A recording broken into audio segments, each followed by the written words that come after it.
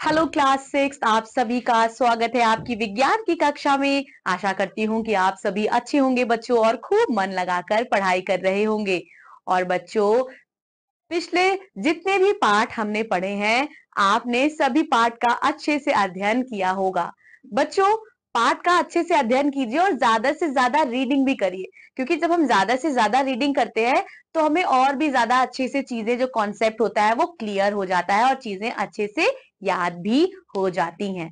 आज बच्चों हम पढ़ेंगे पाठ 8, गति एवं मापन, मोशन एंड मेजरमेंट के बारे में। ठीक है बच्चों, संसार की जितनी भी वस्तुएं हैं या तो गति कर रही होती हैं या अपनी स्थिति में परिवर्तन कर रही होती हैं। वे अपने स्थान पर विराम अवस्था, स्थिर अवस्था में होती हैं। आपने जानवरों को चलते हुए, भंवरों या तितलियों को एक फूल से दूसरे फूल पर उड़ते हुए, सड़क पर परिवहन के साधनों को दौड़ते हुए अथवा लट्टू को घूमते हुए, मेज कुर्सी व घड़ी को रखे हुए अवश्य देखा होगा ना बच्चों।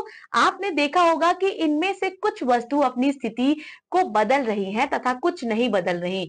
आइए इस अध्याय में हम गति एवं मापन के विषय में अध्ययन करेंगे। आज हम पढ़ेंगे बच्चों गति, मोशन के बारे में। हम अपने आसपास बहुत सी वस्तुएं देखते हैं, जैसे कि घर, मनुष्य, बिजली के खंभे, कुर्सियां आदि।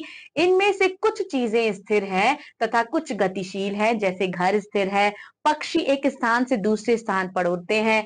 पक्षी एक स्थान पर कुछ समय के लिए बैठ सकते हैं। और इस प्रकार वस्तुएं दो प्रकार की होती हैं, स्थिर वस्तुएं होती हैं और बच्चों गतिशील वस्तुएं होती हैं। हम प्राय स्थिर शब्दों का प्रयोग करते हैं, लेकिन यदि हम इस प्रश्न का उत्तर वैज्ञानिक आधार पर देना चाहते हैं तो हम क्या कहेंगे? हम कहेंगे कि वह एक स्थिर वस्तु जिसकी स्थिति में कोई परिवर्तन नहीं है। जैसे कि बच्चों ये पेन है, अगर ये ऐसे रखी रहेगी तो हम बोलेंगे कि इसकी स्थिति में कोई भी परिवर्तन नहीं है, चाहे इसके आसपास कुछ भी घटित हो रहा हो। उदाहरण बच्चों, एक मेज पर पड़ा पेन स्थिर है, जैसे कि वैसे अभी आपको मैंने समझाया, क्योंकि उसकी स्थिति कमरे में अन्य वस्तुओं के साथ या समय के साथ परिवर्तित नहीं हो रही। जब किसी वस्तु की स्थिति समय के साथ अथवा उसके आसपास के वातावरण के साथ परिवर्तित नहीं होती तो वह वस्तु विराम अवस्था में होती है, पॉज अवस्था में होती है।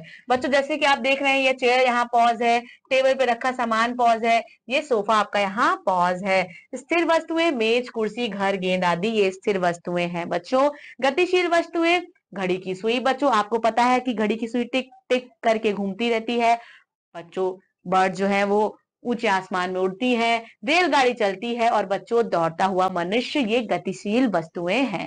किसी वस्तु की स्थिति में अन्य वस्तुओं की तुलना में निरंतर परिवर्तन को गति कहा जाता है। उदाहरण के लिए वृक्ष से गिरता हुआ सेब, बहता हुआ पानी समय के साथ अपनी स्थितियां परिवर्तित कर लेते हैं, जबकि वृक्ष स्थिर है। यहाँ पर सेब गतिशील अवस्था में है। इस प्रकार वे वस्तुएं जिनकी स्थिति समय के साथ तथा आसपास के वातावरण के साथ परिवर्तित हो जाती हैं, गतिशील वस्तुएं कहलाती हैं। यहाँ बच्चों आप देख सकते हैं, एक लड़का फुटबॉल दिखाता हुआ, एक लड़का फुटबॉल को ठोकर मारता हुआ।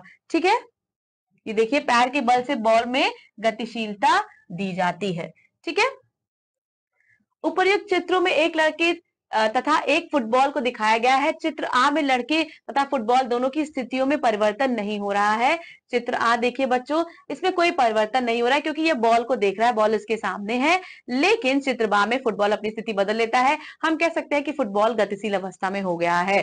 स्थिर एवं गति दो विपरीत शब्द हैं, अपोजिट शब्द हैं। ये रखा है तो ये स्थिर है बच्चों, लेकिन अगर मैंने इसको उठा के इससे मैंने लिखना स्टार्ट कर दिया तो ये मोशन में आ गया, ये गतिशील में आ गया ना।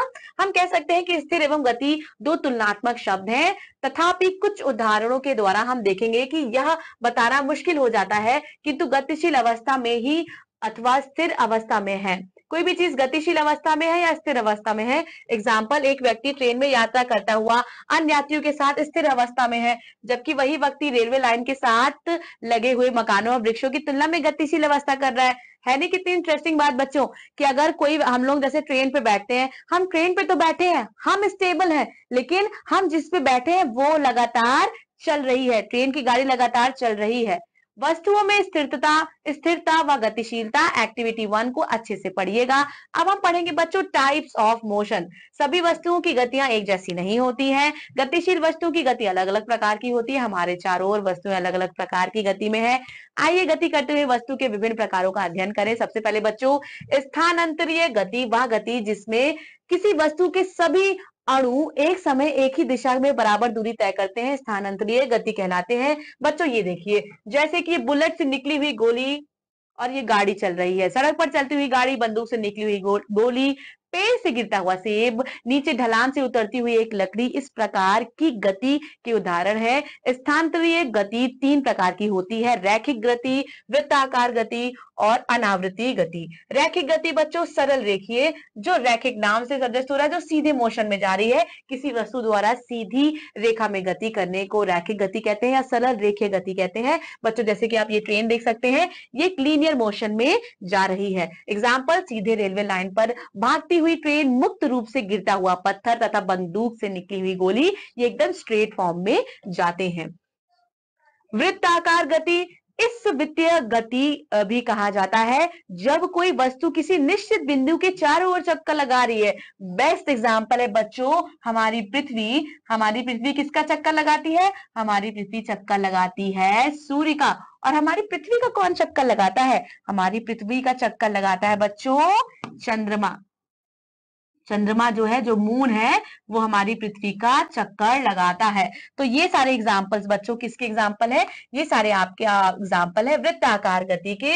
और बच्चों सुई की नोक की गति, ये भी एक क्लॉक फॉर्म में ही घूम रही है, सर्कुलर फॉर्म में ही घूम रही है।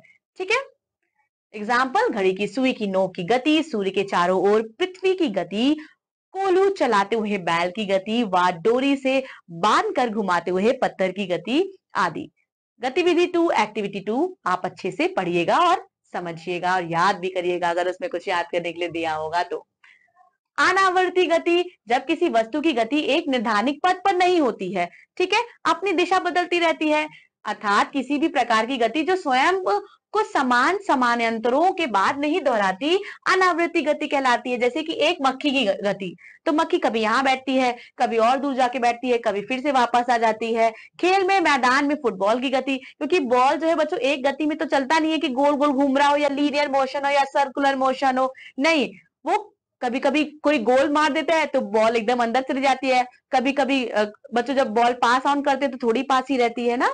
अब हम पढ़ेंगे बच्चों घूर्णन गति, ऐसी गति जिसमें एक वस्तु अपनी स्थिति बदले बिना एक निर्धारित अक्ष पर गतिशील होती है, उसे घूर्णन गति कहते हैं।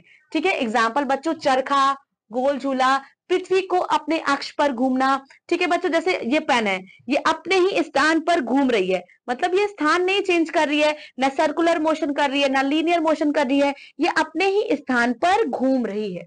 ठीक है, घूर्णन गति में एक वस्तु अपनी स्थिति नहीं बदलती है, जैसे कि हमारी पृथ्वी है बच्चों, वो अपने ही एक्सिस पे रोटेट होती रहती है। ठीक है, दोलन गति, जब कोई वस्तु अपनी मध्य स्थिति के दोनों ओर सरल रेखा में गति करती है। बच्चों जैसे ये पेंडुलम है, ये उतने ही इक्वल इधर जाता है और वो उतने ही इक्वल इधर आता है, सेमी सर्कल बनाता है। ठीक है, जैसे ये झूला है बच्चों, हम लोग झूला झूलते हैं, आगे जाते हैं, फिर पीछे आते हैं, आगे जाते हैं, फिर पीछे जाते हैं। दीवार की घड़ी के लोलक की गति, झूले पर झूलता बच्चा, सिलाई मशीन की ऊपर नीचे होती हुई आदि। आवृत्ति गति, जब कोई गति करती हुई वस्तु एक निश्चित समय के पश्चात अपनी गति को दोहराती है तो उस गति को बच्चों आवृत्ति गति कहते हैं। एग्जाम्पल बच्चों, हृदय की धड़कन जो कॉन्टिन्यूसली धक धक धक धक ऐसे चलती रहती है। नाड़ी की गति, सूर्य के चारों ओर पृथ्वी की गति, एक दीवार घड़ी का झूलता हुआ लोलक आदि। सभी दोलन गतियां जो समय के समान अंतरालों पर पुनरावृत्ति करती हैं, आवृत्ति गति कहलाती है। एक फिक्स इंटरवल होता है बच्चों उन मोशन का, उन्हें हम आवृत्ति गति कहते हैं। लेकिन सब आवृत्ति गति दोलन गति नहीं है। एक उड़ते हुए पक्षी के पंखों की दोलन गति है, आवृत्ति गति नहीं हो सकती है। ठीक है बच्चों, सो आप देख रहे हो कि जो मोशन है, जो गति है, वो कितने ज्यादा प्रकार की होती है। एक गोलाकार पथ पर दौड़ता हुआ एक धावक प्रारंभ में तेज दौड़ता है, लेकिन जब वह थक जाता है तब उसकी स्पीड धीमे हो जाती है। दूसरे शब्दों में, एक चक्कर को पूरा करने के में लिया गया समय एक समान नहीं होता है, इसे अतः गति आवृत्ति नहीं होगी, क्योंकि बच्चों वो बार बार जो घूम रहा है फिक्स इंटरवल पे नहीं घूम रहा है। अब एक समान गति, जब एक वस्तु एक सीधी रेखा में समय के समान अंतरालों पर समान दूरी तय करती है तो इसे एक समान गति कहते हैं। एग्जाम्पल है बच्चों, एक स्थिर गति से एक निश्चित दिशा में उड़ता हुआ हवाई जहाज, निश्चित दिशा में निरंतर गति से उड़ते हुए बाल। रोचक तत्व, कभी कभी एक समय पे एक वस्तु एक से अधिक प्रकार की गतियां भी कर सकती है। कैसे बच्चों? सबसे इंपॉर्टेंट एग्जाम्पल है जो ये हमारा क्या है, ये हमारा सन है। अब हमने बहुत तरह की गति में पढ़ा, गति के बारे में पढ़ा, और ये क्या है बच्चों, ये हमारी पृथ्वी है। अब पृथ्वी क्या कर रही है बच्चों? एक तो सर्कुलर मोशन कर रही है, सूर्य के चारों ओर घूम रही है, एक फिक्स इंटरवल पे घूम रही है और अपने ही एक्सिस पे घूम रही है। तो कितने सारे मोशंस एक ही साथ हो रहे हैं। असमान गति, जब एक वस्तु एक ही सीधी रेखा पर तथा समान अंतरालों पर असमान दूरी तय करता है तो यह असमान गति कहलाता है। किसी व्यस्त सड़क पर एक साइकिल सवार। चाल, सीधी रेखा में गति, स्पीड। एक सीधी रेखा में गति सब गतियों में सबसे सरल होती है। और बच्चों इस गति को निकालने के लिए इसका फॉर्मूला क्या है बच्चों? चाल, ये मैथमेटिकल फॉर्मूला है बच्चों। चाल, स्पीड इज इक्वल टू एक निश्चित समय में तय की गई दूरी, दूरी तय करने में लगा समय। यदि एक वस्तु एक समय t में दूरी s तय करती है तो उसकी चाल v होगी, अर्थात बच्चों v is equal to s and t, यानी कि चाल speed is equal to s distance upon time. चाल की इकाई, चाल की मानक इकाई बच्चों मीटर प्रति सेकंड है और इसे ऐसे लिखा जाता है m/s। फिर भी हम चाल को अलग अलग इकाइयों में प्रकट कर सकते हैं। सेंटीमीटर प्रति सेकंड को सेंटीमीटर/s अथवा cms लिखा जाता है। तेज चलने वाली वस्तुएं जैसे कार है, स्कूटर है, हवाई जहाज है आदि की चाल को सामान्यतः किलोमीटर प्रति घंटा, किलोमीटर एन आवर में व्यक्त किया जाता है। एग्जाम्पल, एक कार की चाल 60 किलोमीटर प्रति घंटा है। धीरे चलने वाली वस्तुओं की चाल की सामान्यतः सेमी प्रति सेकंड अथवा मीटर प्रति मिनट में व्यक्त किया जाता है। रोचक तत्व क्या है बच्चों? चीता की जो चाल है 120 किलोमीटर प्रति घंटा है और अपनी तेज रफ्तार के समय वहां 23 फीट यानी 60 मीटर लंबी छलांग भी लगा सकता है। एग्जाम्पल देखिए बच्चों, दो बच्चे आ और बा अपने घरों से विद्यालय जाते हैं। ठीक है, आ के घर एवं विद्यालय के बीच की दूरी कितनी है? 1000 मीटर है तथा बा के घर एवं विद्यालय के बीच की दूरी 800 मीटर है। वे दोनों यह दूरी 10 मिनट में तय करते हैं। ठीक है, दोनों ही 10 मिनट में दूरी तय कर रहे हैं। इसका मतलब किसी ना किसी की स्पीड तेज है, तभी तो 10 मिनट में दोनों ही दूरी तय कर पा रहे हैं। अब हमें बच्चों पता है, फॉर्मूला पता है क्या? चाल, चली गई दूरी, लिया गया समय। ये देखिए बच्चों, v is equal to s upon t. v is equal to s upon t. अब इसी फॉर्मूले में हम रख देंगे। अतः 1 मिनट में आ की चाल 1000, उसके बाद बच्चों /10 इज इक्वल टू 100 मी मिनट और 1 मिनट में बा की चाल 800/10 80 मीटर मिनट। इसलिए आ बा से तेज चलता है। ठीक है, क्यों? उसकी स्पीड तेज है, तभी दोनों ही समय में उसने स्पीड कवर कर ली। अब दूसरा उदाहरण बच्चों आप अच्छे से पढ़िएगा और समझिएगा और सॉल्व भी कीजिएगा। वेग, स्पीड। वेग को समझने के लिए हम निम्न उदाहरणों पर विचार करते हैं। एक बस 20 मीटर पर सेकंड की चाल से यात्रा कर रही है। हम समझ सकते हैं कि बस 1 सेकंड में 20 मीटर की दूरी तय कर रही है, लेकिन हमें यह समझ में नहीं आया कि बस किस दिशा में जा रही है। इसके लिए हम वेग शब्द का प्रयोग करते हैं, स्पीड का प्रयोग करते हैं। एक प्रकार से वेग चाल को कहते हैं, परंतु इसमें दिशा निर्दिष्ट होती है। एग्जाम्पल, हम कहते हैं कि एक बस दक्षिण की ओर 20 मीटर प्रति सेकंड की चाल से जा रही है। इसमें हम वेग बता रहे हैं, ना कि चाल। इस प्रकार एक वस्तु का वेग एक विशिष्ट दिशा में उसकी चाल से होता है। वेग का मात्रक मीटर प्रति सेकंड होता है। मापन बच्चों, मेजरमेंट क्या होता है? हमारे दैनिक जीवन में मापन की एक महत्वपूर्ण भूमिका होती है। नाप तौल के बिना किसी वस्तु की लंबाई, चौड़ाई, क्षेत्रफल, आयतन, द्रव्यमान अथवा ताप के बारे में सही निर्णय लेना संभव नहीं है। लगभग सभी वस्तुओं को खरीदते अथवा बेचते समय हम सब मापन करते हैं। एक दर्जी कपड़े सिलते समय लंबाई मापता है, एक बढ़ई क्षेत्रफल को, एक चिकित्सक तापमान को तथा एक समय प्रबंधक कार्यालय एवं विद्यालय में समय मापता है। इसीलिए हमारे दैनिक जीवन में मापन का बहुत अत्यधिक महत्व है। मापन का अर्थ क्या होता है बच्चों? ये देखिए बच्चों, मापन का अर्थ है किसी अज्ञात राशि की तुलना किसी ज्ञात राशि की निश्चित मात्रा से करना। इस ज्ञात राशि की निश्चित मात्रा को हम इकाई कहते हैं, यूनिट कहते हैं। प्रत्येक मापन यंत्र के एक भाग में कोई संख्या होती है तथा दूसरे भाग में मापन इकाई का नाम होता है। ये देखिए बच्चों, ये बाह्य रेखाओं की लंबाई समान है। ये क्या है? एक दूसरे से इक्वल है। आयतों का क्षेत्रफल समान है। दोनों गिलासों में तरल का आयतन समान है। किसी भी राशि का माप लेते समय हमें इकाई की आवश्यकता होती है और हम यह देखते हैं कि उस राशि में चुने हुए मात्रकों की संख्या कितनी है। अतः प्रत्येक मापन में संख्या और इकाई दोनों होती है। ठीक है बच्चों, किसी मापन में जब तक संख्या तथा इकाई दोनों ही उल्लेख ना की जाए तब तक वह माप क्या है? अधूरा रहता है, इनकम्प्लीट रहता है। चित्र में बार रेखा हाथ से लंबी प्रतीत होती है। आप दोनों की स्केल से सहायता से नाप कर देखिए, आप पाएंगे कि दोनों रेखाएं समान है।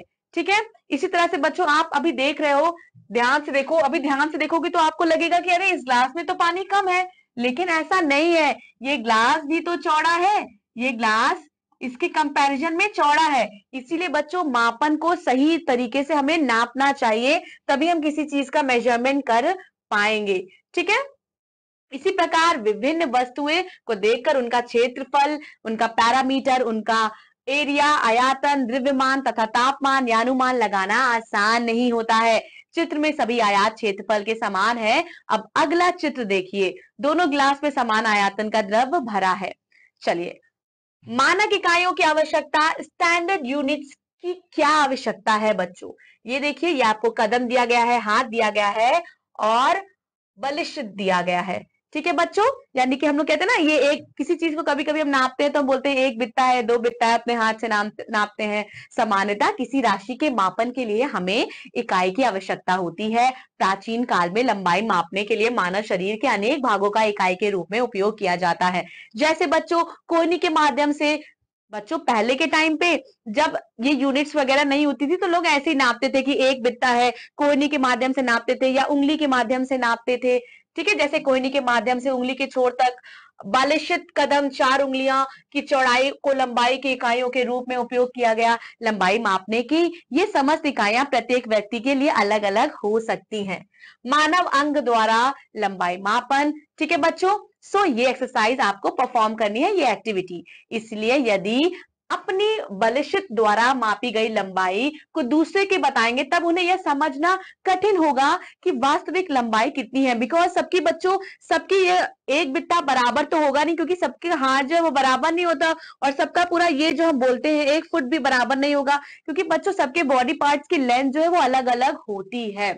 ठीक है, तो इसको समझना सही नहीं होगा, जटिल हो जाएगा। इसका कारण यह है कि उन्हें यह ज्ञात नहीं है कि आपकी बालशित की लंबाई कितनी है, अतः बालशित लंबाई मापने की उचित इकाई नहीं है, स्टैंडर्ड यूनिट नहीं है। इसलिए ज्यादा शुद्ध इकाइयों की आवश्यकता उत्पन्न हुई। प्रत्येक व्यक्ति को मापने के लिए एक समान इकाई का प्रयोग करना चाहिए।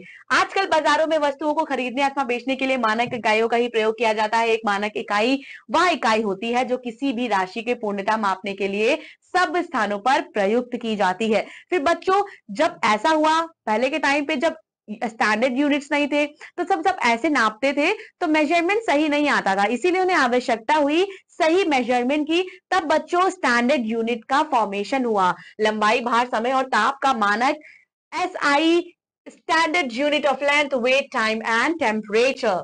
मानक इकाई वह इकाई होती है जिसके द्वारा किसी भी राशि का पूर्णतः समान रूप से सब स्थानों पर मापने में प्रयुक्त किया जाता है। और संसार के सभी वैज्ञानिक जितने भी साइंटिस्ट हैं विभिन्न राशियों को मापने के लिए एक सर्वमान्य मानक इकाई पद्धति के प्रयोग पर सहमत हो गए। ये क्या है बच्चों? ये ग्लोबल स्टैंडर्ड यूनिट है। ऑल ओवर द वर्ल्ड इसी स्टैंडर्ड यूनिट के थ्रू किसी भी चीज का मेजरमेंट होता है। इस सर्वमान्य मापन पद्धति को अंतरराष्ट्रीय इकाई पद्धति कहा जाता है, इंटरनेशनल स्टैंडर्ड यूनिट भी कहा जाता है। इस इकाई पद्धति को एसआई और बच्चों एसआई में 7 मूल मात्रकों को सम्मिलित किया गया है। कौन कौन से? चलिए बच्चों मेरे साथ दोहराइए। लंबाई, लंबाई की बच्चों मेजरमेंट किस में होगा? लंबाई का मेजरमेंट मीटर में होगा। और बच्चों इसको कैसे संकेत किया जाएगा? एम में संकेत किया जाएगा। द्रव्यमान का बच्चों, द्रव्यमान का एसआई यूनिट किलोग्राम है और संकेत केजी। समय सेकेंड, संकेत एस। ताप केल्विन, संकेत के। पदार्थ की मात्रा मात्रक मोल, संकेत MOL। ज्योति तीव्रता कैंडेला CAL काल। विद्युत धारा एम्पियर A। ठीक है। सरणी एसआई मात्रकों का प्रयोग। नाम deci centi milli micro DCM और here unit are given to you. 10 की पावर -1, 10 की पावर -2, 10 की पावर -3 एंड 10 की पावर -6। बच्चों इन सबको आपको अच्छे से याद करना है। ठीक है, ऐसा नहीं है कि सिर्फ आपको पढ़ना है, आपको इन सबको अच्छे से याद करना है क्योंकि इन्हीं से रिलेटेड न्यूमेरिकल्स आपसे पूछे जा सकते हैं। ठीक है, कभी भी पूछे जा सकते हैं और आपको अच्छे से पता होना चाहिए कि किसी इंसान की लंबाई हम किस में नापेंगे, लीटर या सेकंड या केल्विन में तो नापेंगे नहीं। किसी भी चीज की लंबाई हम मीटर में नापेंगे, किसी भी लिक्विड को हम बच्चों लीटर में नापते हैं, समझ रहे हो। किसी भी बच्चे द्रव्यमान को हम किलोग्राम में नापते हैं। सब चीज की एसआई यूनिट अलग अलग होती है, हमें इसको अच्छे से पढ़ना है। दैनिक व्यवहार में ताप मापने की प्रचलित इकाई सेल्सियस, इसका संकेत डिग्री सेल्सियस है। मापन इकाइयों की सरल गुणज एवं अपवर्तक simple multiples and refractions and measurements, refractions of measurement units. मात्रकों की गुणज एवं अपवर्तक इकाइयों का प्रयोग बड़ी और छोटी राशियों को मापने में किया जाता है। सारणी 1 में कुछ संकेतक दिखाए गए हैं जिनका प्रयोग इकाइयों के अपवर्तक अथवा गुणज दर्शनों को दर्शाने के लिए किया गया है। ठीक है, किया जा सकता है। किलोमीटर को मीटर का गुणज कहते हैं। इसी प्रकार चूंकि ग्राम किलोग्राम का एक अंश है अतः ग्राम किलोग्राम का एक अपवर्तक है। सारणी 2 में लंबाई, द्रव्यमान एवं समय की इकाइयों के कुछ प्रचलित गुणज एवं अपवर्तक दिए गए हैं। ठीक है, सारणी 2 लंबाई, द्रव्यमान एवं समय की इकाइयों के गुणज तथा अपवर्तक जो आपको अच्छे से याद करना है। 10 millimetre 1 centimetre, 10 centimetre 1 decimetre, 1000 milligram 1 gram, 1000 gram 1 kilogram. इसको बच्चों अच्छे से आपको याद करना है। 10 centimetre 100 centimetre, 10 decimetre 100 centimetre 10 kilogram, 1 quintal 1000 kilogram 1 metric ton. अब बच्चों ये तो आप सभी को पता होगा। 60 सेकेंड 1 मिनट, 24 घंटे 1 दिन, 10 वर्ष 1 दशाब्दी, दशक 10 शताब्दी, 1000 वर्ष इज इक्वल टू 1 सहस्त्राब्दी। 60 मिनट 1 घंटा, 365 दिन 1 वर्ष, 10 दशाब्दी 100 वर्ष 1 शताब्दी शतक। लंबाई का माप, मेजरमेंट ऑफ लेंथ, हम जानते हैं कि लंबाई की इकाई मीटर है। दिए गए दो बिंदुओं के मध्य की दूरी लंबाई कहलाती है। यह चौड़ाई, गहराई, ऊंचाई और मोटाई भी हो सकती है। आपने दैनिक जीवन में लंबाई मापने के लिए हम विभिन्न युक्तियों का उपयोग करते हैं।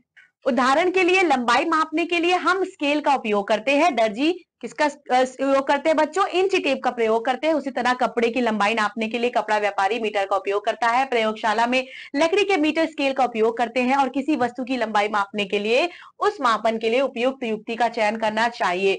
एग्जाम्पल क्या है बच्चों? किसी वृक्ष के तने का घेरा मापने के लिए अथवा अपने सीने का माप लेने के लिए हम किसका इस्तेमाल करते हैं? इंची टेप, फीते का उपयोग करते हैं। कम लंबाई मापने के लिए जैसे अपनी पेंसिल की लंबाई मापने के लिए मीटर स्केल या अपनी ज्योमेट्री बॉक्स जो होती है बच्चों उसका इस्तेमाल हम करते हैं।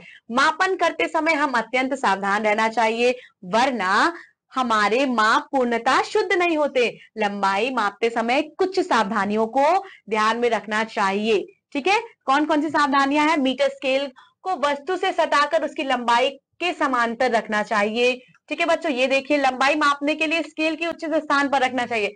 ये नहीं कि स्केल आप टेढ़ा रख दोगी, ये गलत है, ये सही है। स्केल कैसी होनी चाहिए? एकदम वर्टिकल, सीधी होनी चाहिए, हॉरिजॉन्टल होनी चाहिए। जैसे भी हो बच्चों, वर्टिकल या हॉरिजॉन्टल एक सिधाई में होनी चाहिए। ये देखिए, इस तरह से गलत है और इस तरह से सही है।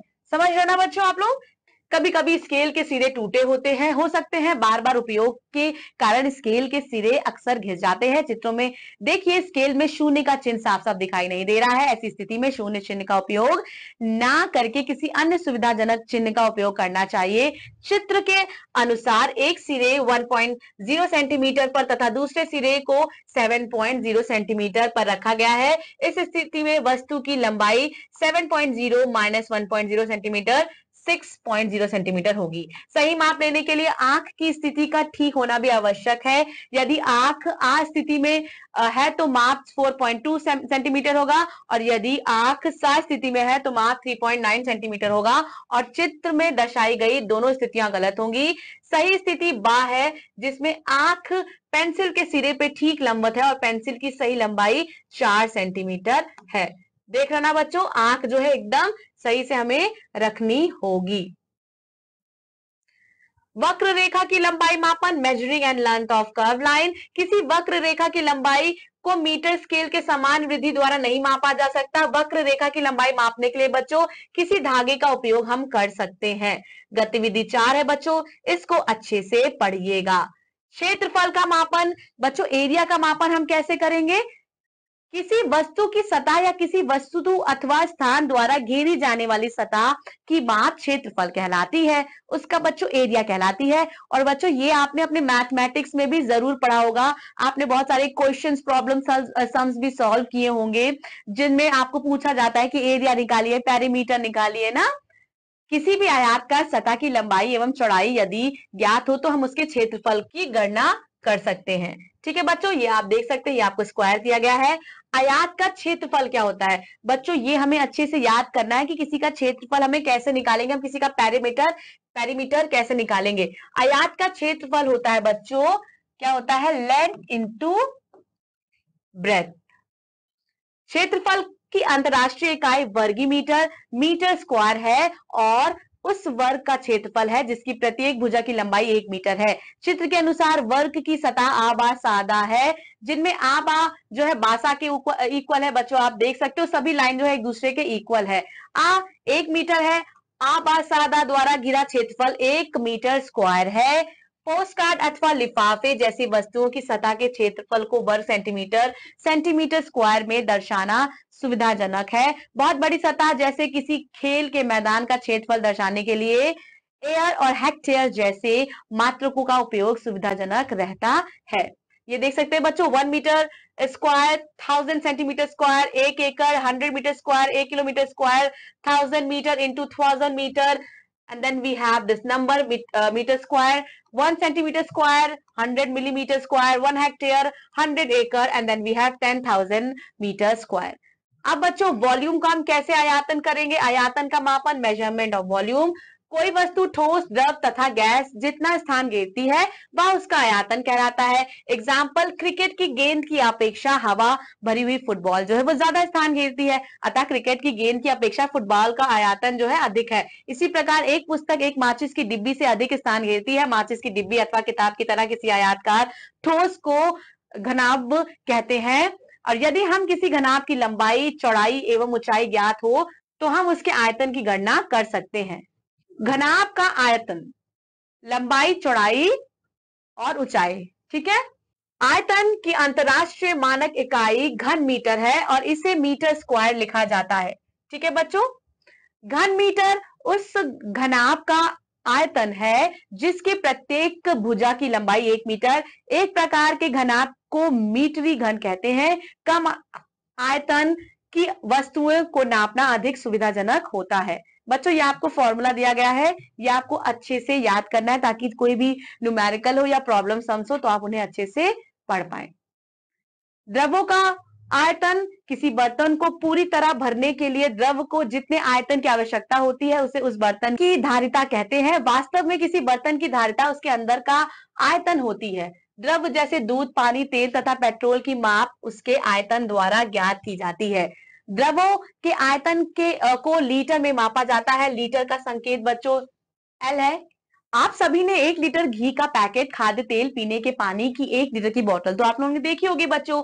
1 लीटर के घनाकार बर्तन की प्रत्येक भुजा 10 सेंटीमीटर है। इसीलिए 1 लीटर के बर्तन का आयतन क्या है बच्चों? 10 centimetre into 10 centimetre into 10 centimetre, 1 decimetre into 1 decimetre into 1 decimetre and again is equal to 1 decimetre cube. अतः हम कह सकते हैं कि 1 लीटर 1 घन डेसीमीटर के बराबर है अथवा 1 लीटर 1000 सेंटीमीटर क्यूब के बराबर है। 1 litre 1000 millilitre, 1 millilitre 1 centimetre cube. याद रखिए कि एक घन मीटर 1000 लीटर के बराबर होता है, अर्थात 1 मिलीलीटर क्यूब 1000 लीटर। प्रयोगशाला में द्रवों के आयतनों को मापने के लिए बच्चों विभिन्न प्रकार के मापक बर्तनों का उपयोग किया जाता है। दिए गए चित्र ऐसे ही बर्तन दर्शाए गए हैं बच्चों, ये आप देख सकते हैं। प्रयोगशाला में बच्चों जब हम जाते हैं, लैब में हम जाते हैं, लैब में हम सामान्य रूप से द्रव का आयतन मापने के लिए मापक सिलेंडर अथवा कांच के सिलेंडर का उपयोग करते हैं और यहाँ 100 मिली, 500 मिली और 1000 मिली क्षमता वाले सिलेंडर होते हैं।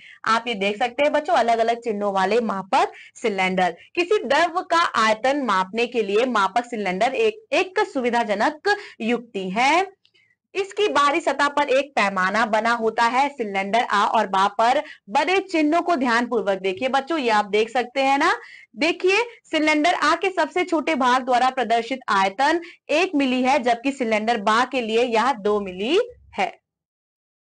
बच्चों, एक्टिविटी 5 आपको अच्छे से पढ़नी है कि कैसे द्रव के आयतन की माप की जाती है। द्रव्यमान का मापन, मेजरमेंट ऑफ मास। द्रव्यमान किसी वस्तु में पदार्थ की मात्रा की माप है। पदार्थ स्थान घेरता है। मास जो है बच्चों क्या करता है? इट ऑक्यूपाइज स्पेस तथा उसका एक निश्चित द्रव्यमान होता है। उसके द्वारा घेरा हुआ स्थान ही उसका आयतन कहलाता है। वह पदार्थ की जितनी मात्रा उपस्थित होती है वही उसका द्रव्यमान कहलाती है। एग्जाम्पल है, आपने बच्चों अनुभव किया होगा कि 2 मुट्ठी चने 1 मुट्ठी चने से भारी लगते हैं। ऐसा इसलिए होता है क्योंकि 2 मुट्ठी चने में पदार्थ की मात्रा 1 मुट्ठी चने से अधिक है। हम जानते हैं कि द्रव्यमान किसी वस्तु में पदार्थ की मात्रा का माप होता है और द्रव्यमान की मानक इकाई बच्चों किलोग्राम है। केजी में उसको दर्शाया जाता है। किसी वस्तु का द्रव्यमान मापने के लिए उसकी तुलना एक मानक द्रव्यमान से करते हैं। द्रव्यमान मापने के लिए साधारण दंड तुला की मदद ली जाती है। चित्र में दंड तुला के विभिन्न प्रकार दिखाए गए हैं जो द्रव्यमान मापने के लिए काम में आते हैं। आप ये देख सकते हैं बच्चों, तराजू है और एक आपका इलेक्ट्रिकल तराजू है। द्रव्यमान मापन में यथार्थ की अब आवश्यकता, आपने देखा होगा कि किराना दुकानदार बच्चों जब भी आप कभी सामान लेने जाते हैं तो वो क्या, उनकी दुकान पे क्या होता है बच्चों, इस तरह से वेट वाली मशीन होती है जिसमें आप कोई भी सामान लेते हो 1 किलो 2 किलो हिसाब से वो आपको नाप कर देते हैं। इन दोनों तुलाओं के मापन की यथार्थता में अंतर होता है। औषधि निर्माता तथा वैज्ञानिक औषधि और रसायनों के द्रव्यमान को यथार्थ से मापन चाहते हैं। द्रव्यमान को अधिक यथार्थता से मापने वाली दंड तुला भौतिक अथवा रासायनिक तुला कहलाती है। दंड तुला में एक क्षैतिज दंड केंद्र में जुड़ा होता है और इस दंड के दोनों सिरों पर 2 तुलाएं लटकी होती हैं। बच्चों आप ये देख सकते हैं, जब दोनों तुलाएं खाली होती हैं तब दंड क्षैतिज रूप में बिल्कुल सीधा होता है और ऐसी तुलाएं 1 मिलीग्राम के 10वें भाग तक यथार्थता में माप सकती हैं। सही वजन एवं माप का उपयोग सुनिश्चित करें। ठीक है बच्चों, बाजार में ठोस वस्तुएं उनके द्रव्यमान को देखकर तथा द्रव वस्तुएं उनके आयतन को देखकर खरीदी जाती हैं और इसके लिए हमें ध्यान रखना चाहिए कि दुकानदार मानक तुला एवं मानक बाट का ही प्रयोग करे। ठीक है बच्चों, सही बाट का जब दुकानदार प्रयोग करता है, तराजू में तौलता है, हमें ध्यान देना चाहिए। सही तुला का दंड उसके केंद्र के मध्य बिंदु पर आसानी से घूमता है। यही सुनिश्चित करता है कि माप सही होगा या गलत। तुला में उसका हत्य दंड से जोड़ दिया जाता है। इस दशा में दंड मांड बिल्कुल बिंदु आसानी पर नहीं घूम पाता है। सही दंड तुला पर तौल विभाग एवं भारत सरकार की मोहर भी लगी होती है और यह विभाग विभिन्न भार मापन उपकरणों एवं सही तुलाओं पर नजर रखने के लिए बनाया गया है। आपको यह भी सुनिश्चित कर लेना चाहिए कि उपयोग किए जाने वाले बाट सही हैं। इन बाटों के ऊपर उनका भार लिखा होता है।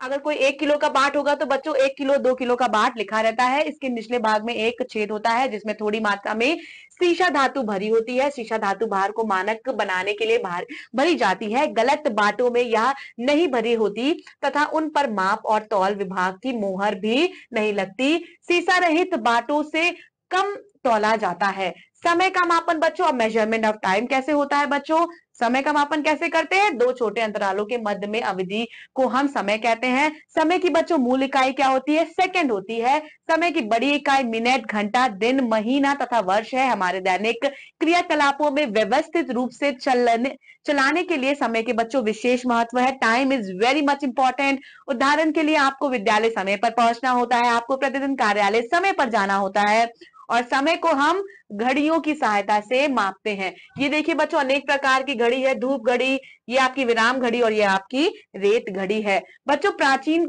समय पे क्या होता था? लोग घड़ियों से समय नहीं मापते थे। समय का ज्ञात करने के लिए उस समय लोग क्या करते थे? उन घटनाओं का उपयोग करते थे जो नियमित रूप से होती थी। जैसे कि बच्चों एक ही नियमित घटना, दिन और रात का घटित होना। दो रातों के बीच की अवधि एक सैर दिन कहती थी। पृथ्वी द्वारा अपने अक्ष पर एक पूरा चक्कर लगाने में लगा समय एक दिन प्रदर्शित करता था। इसका अर्थ है कि यह एक सौर दिन 24 घंटे का होता है तथा इन्हीं सौर दिनों से मिलकर एक वर्ष बनता है। पृथ्वी द्वारा सूर्य का एक पूरा चक्कर लगाने पर लगे समय को एक वर्ष कहते हैं। पहले बच्चों जब वॉच का इन्वेंशन नहीं हुआ था, समय मापने के लिए प्राचीन काल में धूप घड़ी का उपयोग किया जाता था बच्चों।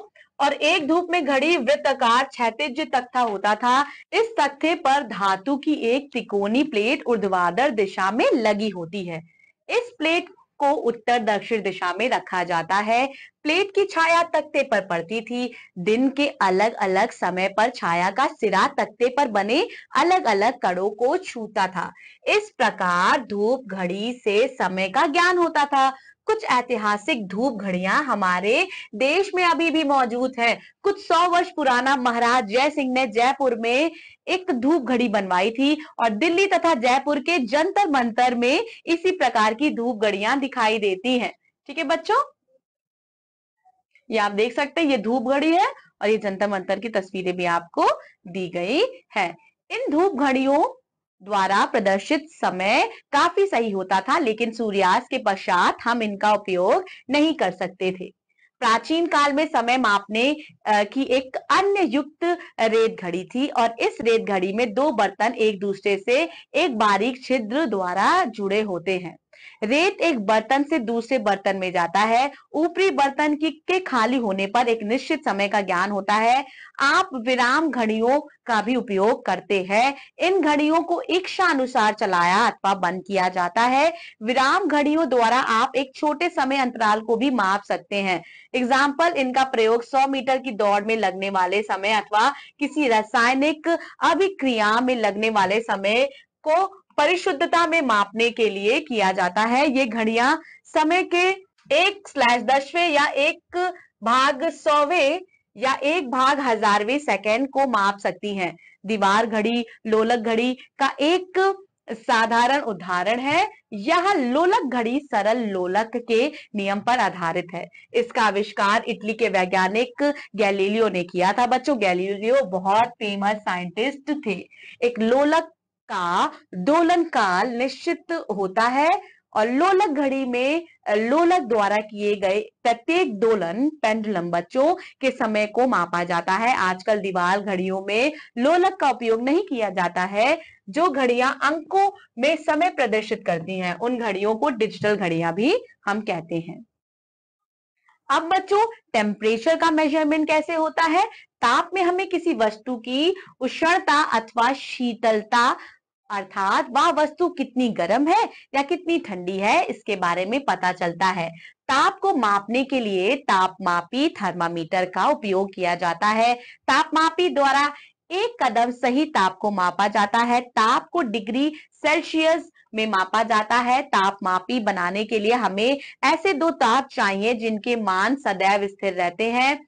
इन दोनों तापों को स्थिर बिंदु कहते हैं। एक को निम्न स्थिर बिंदु कहते हैं और यह वह ताप है जिस पर समुद्र तल पर शुद्ध बर्फ पिघलता है। दूसरे को उच्च स्थिर बिंदु कहते हैं। यह वह ताप है जिस पर समुद्र तल पर शुद्धता जल उबालता है और प्रयोगशाला में प्रयोग होने वाली तापमापी पर सेल्सियस स्केल द्वारा तापमान मापा जाता है। इस स्केल पर निम्न बिंदु 0 डिग्री सेल्सियस होता है और यह ताप शुद्ध बर्फ को पिघलाने का ताप है। इसमें 100 डिग्री सेल्सियस उच्च स्थिर बिंदु है जो उबलते हुए जल का ताप है और इन दो स्थिर बिंदुओं के बीच की दूरी को 100 बराबर भागों में बांटा जाता है और प्रत्येक भाग 1 डिग्री सेल्सियस ताप को दर्शाता है। आप ये देख सकते हैं बच्चों, इन सारे डिवीजन ऐसे होते हैं, 0 से 100 डिग्री सेल्सियस, यहाँ सेल्सियस पैमाना है। ये आपका बच्चों केल्विन स्केल है। जल का क्वथनांक 20 डिग्री सेल्सियस, जल का हिमांक, ठीक है। केल्विन स्केल पर 0 डिग्री सेल्सियस 273 के बराबर होता है तथा 100 डिग्री सेल्सियस 373 के बराबर होता है। चित्र में आप ताप से सेल्सियस एवं केल्विन पैमानों की तुलना देख सकते हैं। यदि किसी वस्तु का ताप 1 डिग्री सेल्सियस बदलता है तो केल्विन स्केल पर भी यह 1 के बदल जाता है, 1 केल्विन बदल जाता है। यदि किसी वस्तु का ताप सेल्सियस स्केल पर 10 डिग्री सेल्सियस मापा गया है तो केल्विन स्केल पर उसका माप बच्चों 283 के 273 प्लस 10 डिग्री सेल्सियस होगा। याद रखिए कि ताप की एसआई इकाई बच्चों केल्विन है और फिर भी सेल्सियस स्केल दैनिक व्यवहारों में अधिक प्रचलित है। ये आप देख सकते हैं बच्चों, कक्ष तापमापी और ये डॉक्टर तापमापी थर्मोमीटर है। अपने शरीर का तापमान ज्ञात करने के लिए हम तापमापी का प्रयोग करते हैं। जैसे ही आप अपने मुंह से तापमापी को बाहर निकालते हैं, पारे की धारी का स्तर गिरने लगता है, इसीलिए इस तापमापी से अपने शरीर का ताप आसानी से नहीं माप सकते। शरीर का ताप मापने के लिए बच्चों डॉक्टरी तापमापी का प्रयोग करते हैं और इसमें 0 डिग्री सेल्सियस से 100 डिग्री तक सेल्सियस तक के चिन्ह नहीं होते तथा इसके बर्फ एवं उबलते पानी का तापमान भी नहीं लिया जा सकता। इस तापमापी से हम लगभग 35 डिग्री सेल्सियस से 42 डिग्री सेल्सियस तक के ताप को माप सकते हैं। तो बच्चों इसमें आपको बहुत सारी यूनिट्स देखने को मिली, बहुत सारी चीजों को किस तरह से मापा जाता है, मेजरमेंट किया जाता है। एक बार आप पाठ को फिर से दोहराइएगा और नोट्स बना लीजिएगा कि कौन सी चीजें हम किस तरह से उसका मापन करते हैं, ठीक है। अब हम पढ़ेंगे बच्चों पाठ के कुछ महत्वपूर्ण तथ्यों को। प्रत्येक वस्तु या तो विराम अवस्था में होती है या तो बच्चों उसमें मूवमेंट होता है। गतियां कई प्रकार की होती हैं, जैसे सरल, रेखीय गति, वित्तीय गति, दोलन गति, आवृत्ति गति व अनावृत्ति गति। वस्तु द्वारा एकांक समय में तय की गई दूरी को वस्तु की चाल कहते हैं और चाल की मात्रक मिलीलीटर से एम भाग एस से होती है बच्चों, ठीक है। मीटर से होती है या सेकंड से होती है। एसआई प्रणाली स्टैंडर्ड यूनिट अंतरराष्ट्रीय प्रणाली है जो बच्चों globally all over the world accepted है। किसी वस्तु द्वारा घेरा गया स्थान आयतन कहलाता है और मनुष्य के शरीर का औसत तापमान कितना रहता है बच्चों? 37 डिग्री सेल्सियस या 98.6 डिग्री फ़ारेनहाइट होता है। बच्चों आपका पाठ यहीं समाप्त होता है। पाठ बहुत ही ज्यादा इंटरेस्टिंग था। पाठ का अच्छे से अध्ययन कीजिएगा बच्चों, एक बार फिर से रीडिंग कीजिएगा और जो इंपॉर्टेंट पॉइंट्स हैं उनको अच्छे से याद कीजिएगा। मैं आपसे मिलूंगी आपकी अगली विज्ञान की कक्षा में। तब तक के लिए बच्चों अपना ख्याल रखिए, खुश रहिए और खूब मन लगाकर पढ़ाई कीजिए। धन्यवाद।